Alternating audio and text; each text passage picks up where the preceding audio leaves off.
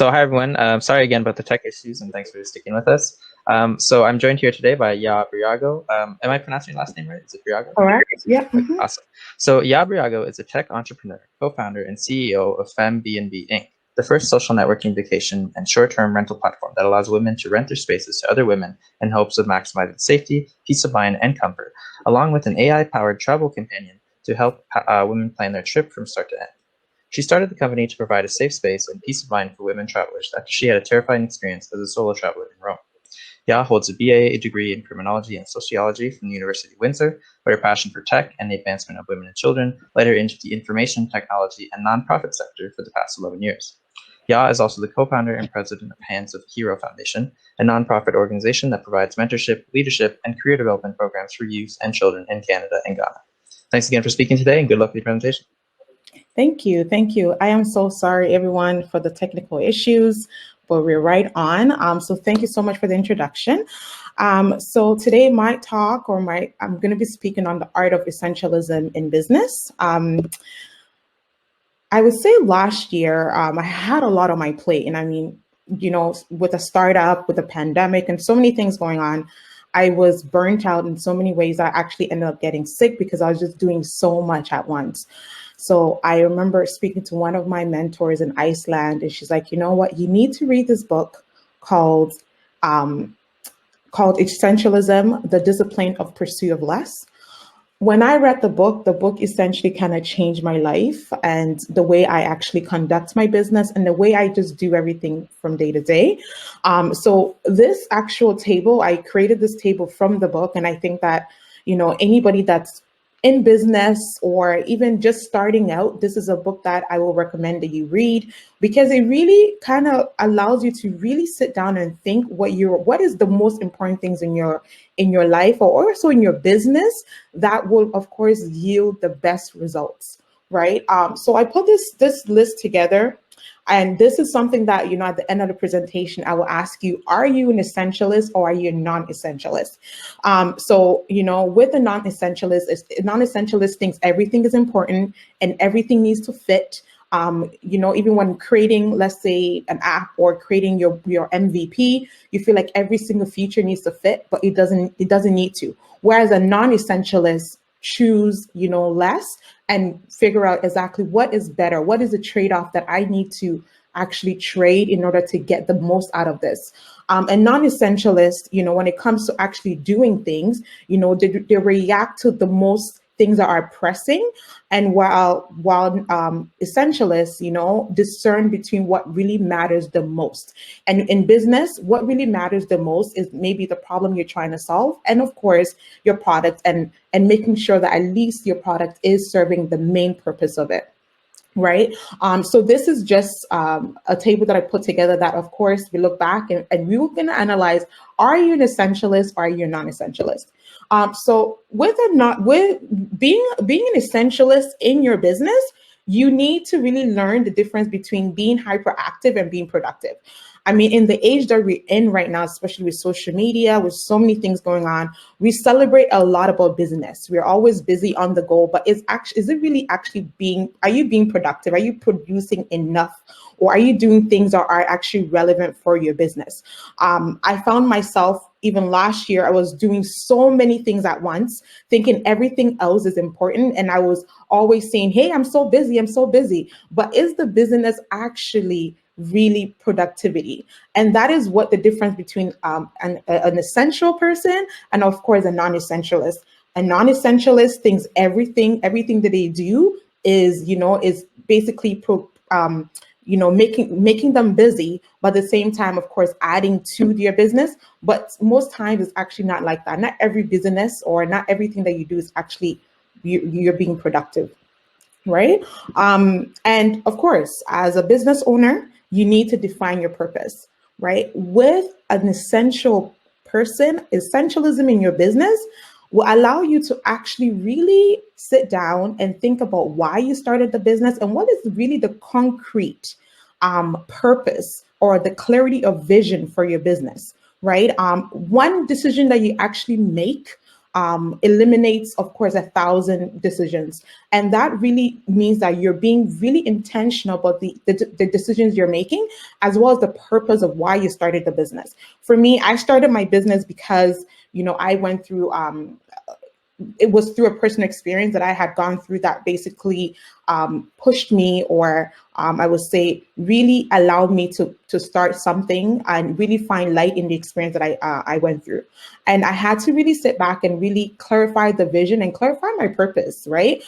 For me, my purpose is essentially really providing safe spaces for women, at the same time allowing women to travel fearlessly, and also allowing even just hosts to know that they're able to connect with other women no matter where they go.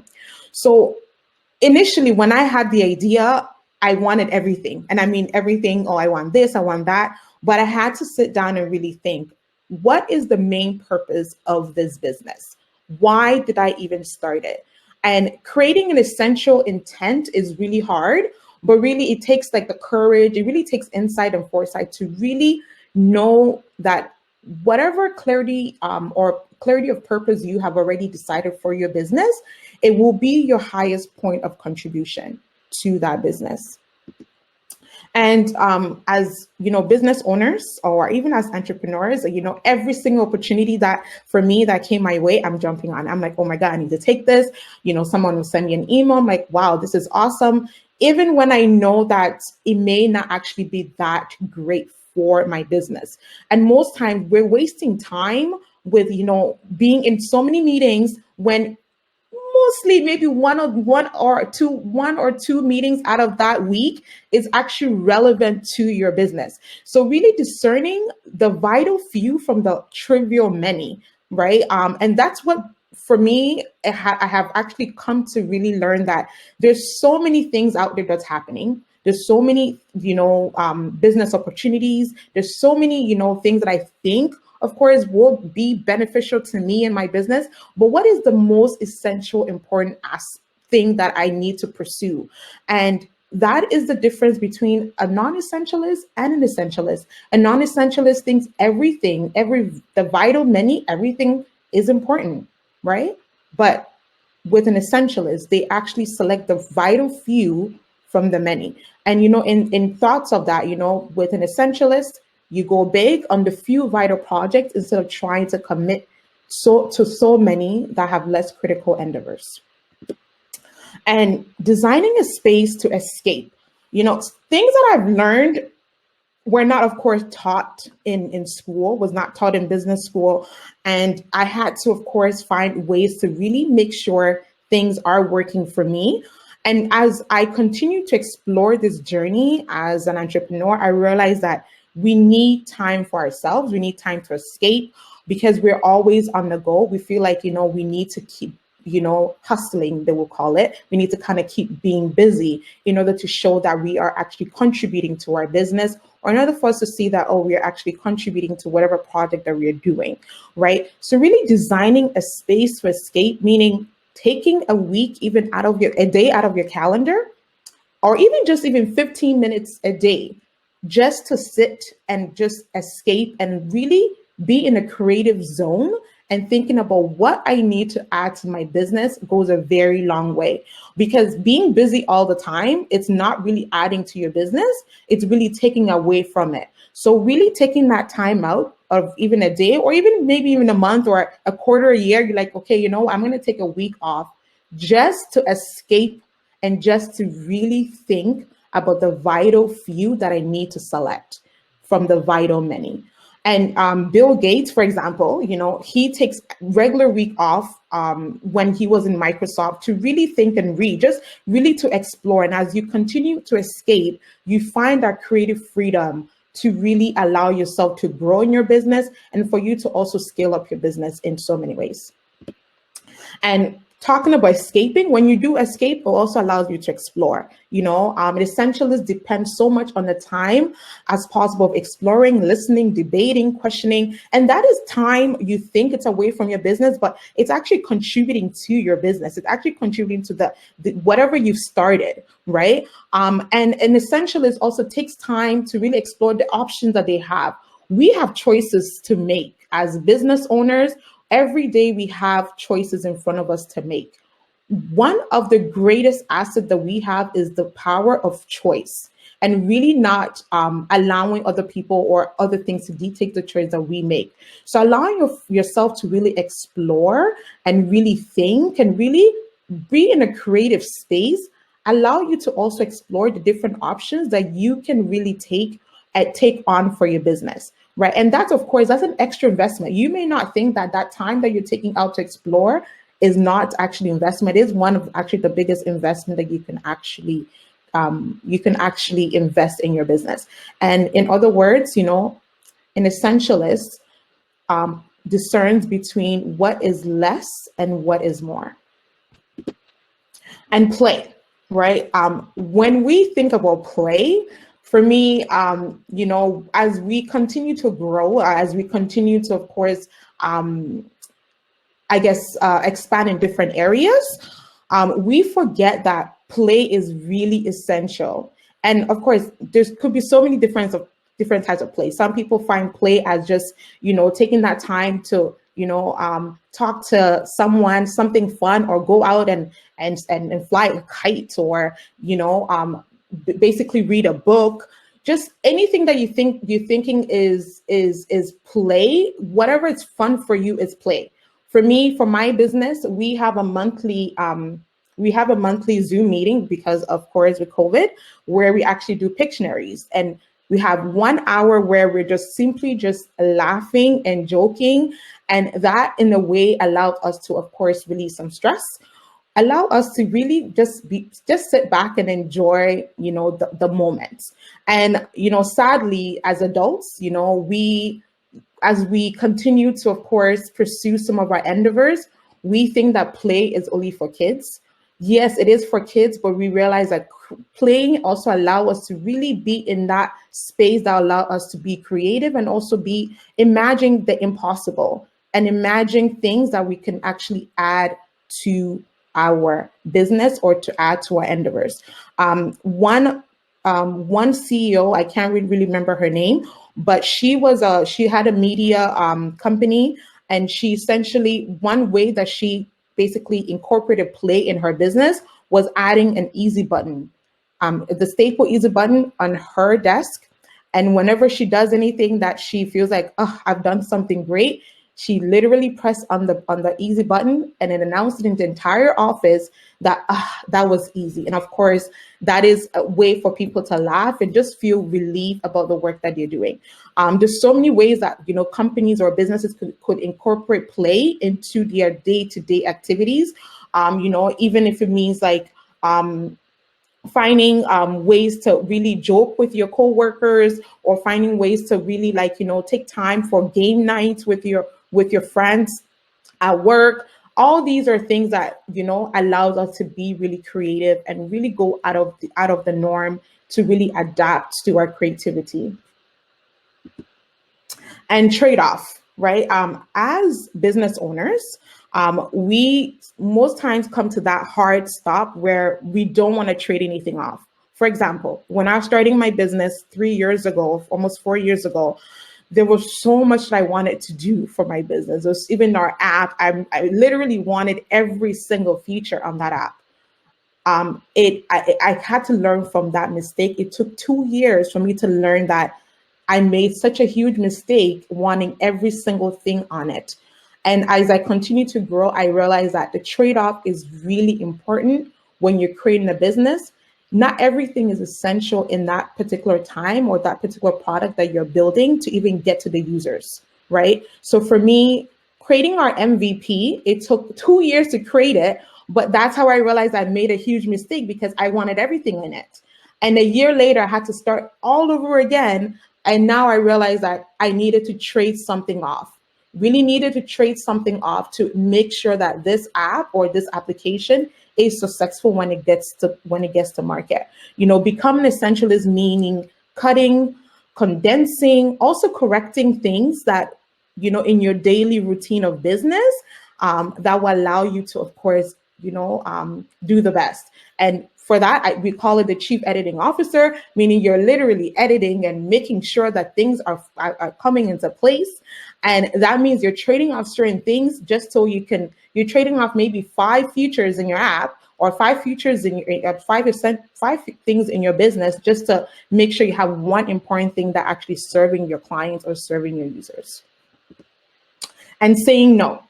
Actually, just yesterday, for the first time in the week, I actually said no to someone that I actually knew that had requested for me to be part of her new health initiative. And if it took some time for me to actually say no, because one, I was feeling, is she going to be offended? But as business owners, we need to really learn how to say no, right? It's not every opportunity that actually comes our way that is actually going to be beneficial. So we need to learn how to really say yes slowly, right? And we have to be quick. We have to be quick to say no. And when we actually find that strength to be able to actually say no, we will find the right projects we will find the right things that we need to do in order to actually grow our business. Anytime you fail to say no to an essentialist, you're really saying yes by default. And I think we live in a world where we feel like, I don't want to offend anybody, or maybe I don't want to lose a client, or maybe I don't want to lose an opportunity. And that is where you have to decipher between the vital few and the trivial many. You would have to say no most of the time if you're really discerning between the vital few and the trivial many. And sleep. When I got to that point where I was just burnt out. One was lack of sleep, feeling like I need to stay up 1, 2 a.m. in the morning, waking up at 6 a.m., taking calls, in meetings, burning out myself, literally saying yes to everything that comes my way. And eventually I was burned out. I was burnt out, and I suffered anxieties. I had to, get on anxiety medication because I simply did not know sleep. I thought that, as an entrepreneur, you have to trade your sleep just so you can sacrifice the work. And man, I learned the hard way. And I learned that as a business owner, you are the most important asset to your business. So you need to protect your assets, and that is you. And I mean, right now with the pandemic, we have really, there's an intersection where your business and your personal life has intertwined, which is, that's the life that we're in right now. However, we still need to take time off to really take care of ourselves as business owners. And in the book, this is what Greg said: the best assets we have for making a contribution to the world, to ourselves, is if we underinvest in ourselves. And by that means our mind, our bodies, and our spirit. We damage the very tool we need to make the highest contribution. And that is the world that we live in now. We feel like we always have to be on the go, and we don't sleep. Not even, I only got 4 hours of sleep today, and we're celebrating that. That should not be celebrated. We need to get that time, because we are the most important assets to our business. And that's essentially end of my presentation. And I guess at the end, I wanted to ask, with everything that I just talked about, are you an essentialist in your business, or are you a non-essentialist? Books that I would really recommend in terms of, business, or even trying to find the lean way of ways to really evaluate and eliminate and explore. One of the books I will recommend is The Lean Startup. It's one book that I will recommend to a lot of, even if you're a seasoned entrepreneur, this is a really good book to really learn how to really eliminate some things that are not essential in your day-to-day activities for your business, and really learn the agile way, be flexible, using the agile methodology to really allow you to scale up your business and allow you to really identify the most important things in your business for you to do. Also, of course, the book Essentialist by Greg is a book that I also recommend to read if you're looking at ways to really add that essentialist aspect to your business. That book is not only for your life, but also for your business, because it has taught me how to really be that entrepreneur that is constantly evaluating things and really asking myself, is this really a contribution or my highest contribution to my business? And that is it for my talk. And thank you for listening. I mean, if you do have any questions or whatsoever, you can reach me at Birago at Femmebnb.com, and I'll be more than happy to follow up with you. And thank you.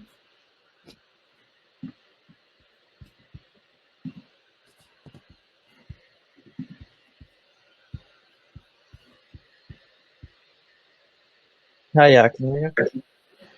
Yes, Hi, I can hear. come on. Hi. There is just a couple of questions here in chat. I just want to address them real quickly. So Henry Weinman asked, what were the top things that you adopted from the Art of Essentialism that have impacted or had the most impact in your business and life? The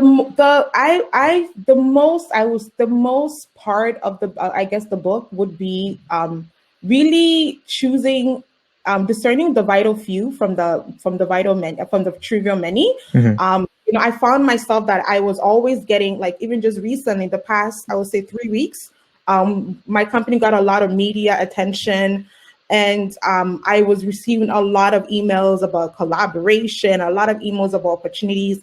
And I had to sit back and really realize that not every opportunity I have to say yes to. Of course, some of them are, great, but they're not vital to my business. Mm-hmm. So I had to, of course, turn some opportunities down. And that is what I think most entrepreneurs go through. We feel like every single opportunity that comes our way is something to grab, but it's really not. It sometimes it's just a waste of time. Sometimes it may not be a waste of time, but it may actually not allow your business to grow to that extent that you're expecting you to.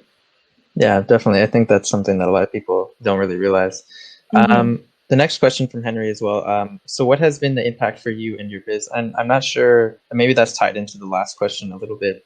But he just asked what has been the impact for you and on your business, I guess. And I think you kind of answered that a little bit. Yeah, I kind of answered it. Yeah. Yes. So thank you for the questions, Henry. If anyone else has any questions, feel free to put them in chat. Otherwise, what's the best way that they can get in touch with you? The best way is email or LinkedIn. LinkedIn, really, really easy for me to answer or reply back in terms of messages. So Priscilla Birago on LinkedIn, and my email is Birago at Femmebnb.com. Okay, great. Well, I just want to say thanks again for speaking. It was really great to have you today. Thank you. Thanks. Bye. All right. Okay, bye.